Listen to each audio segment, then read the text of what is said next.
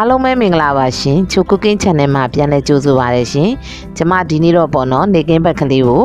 အစာပြေလေးပဲချမ်းတုပ်ကလေးတုပ်စားပါမယ်ရှင်အားလုံးပဲ like ပါကြည့်ရှုပေးကြပါအောင်နော်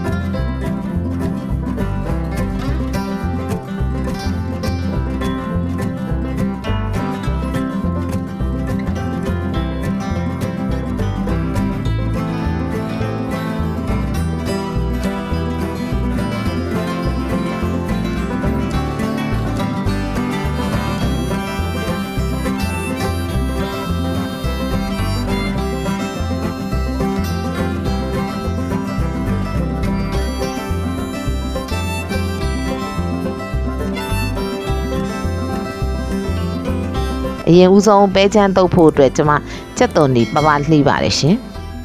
ပြီးတော့ကျွန်မငရုတ်သီးစိမ့်လှီးပါမယ်နော်ချက်ပဲချမ်းတုပ်ကချက်သွန်ဒီလေးရယ်ငရုတ်သီးစိမ့်ပပလေးရယ်တံမြာသီးလေးရယ်ထည့်တော့ရပါတယ်ရှင်ချင်းဆက်ကလေးပေါ့နော်တက်လို့စားတဲ့သူတွေအတွက်လည်းဒီပဲချမ်းတုပ်ကလေးကထမင်းနဲ့တွဲစားလို့ရပါတယ်ရှင်နေကင်းလေးလည်းအစာပြေအတွက်လည်းရင်နွေးချမ်းလေးနဲ့သုံးဆောင်လို့ရပါတယ်ရှင်ငရုတ်သီးစိမ့်လေးတွေပပနှိမ့်မယ်ပေါ့နော်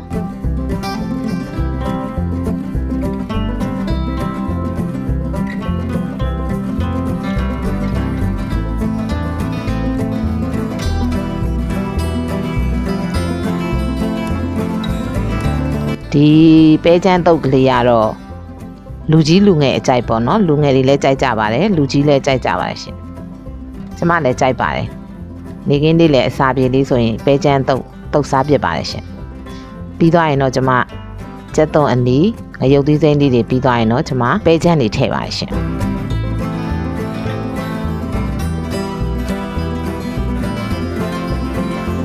အချိုမှုတ်ထည့်ပါမယ်ရှင်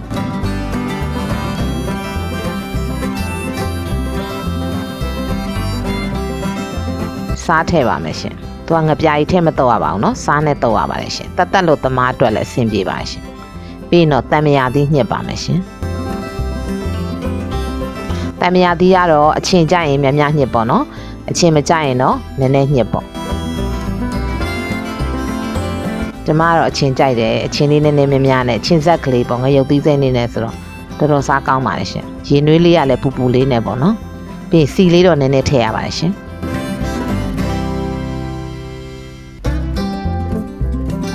ပြီးတော့အားလုံးသမအောင်မှွေပေးရပါမယ်ရှင်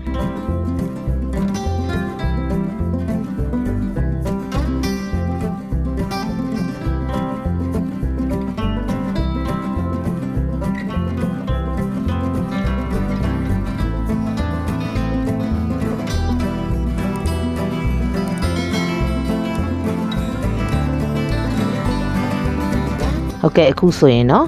အရသာကောင်းမွန်နဲ့စားလို့လည်းတော်တော်ကောင်းပါတယ်ပဲချမ်းတုပ်ကလေးတစ်ခွက်ရပါပြီရှင်ကျမရဲ့ဗီဒီယိုလေးတွေကိုကြိုက်နှစ်သက်တယ်ဆိုရင်တော့ like and subscribe လေးလုပ်ပြီးတော့အားပေးခဲ့ကြပါအောင်နော်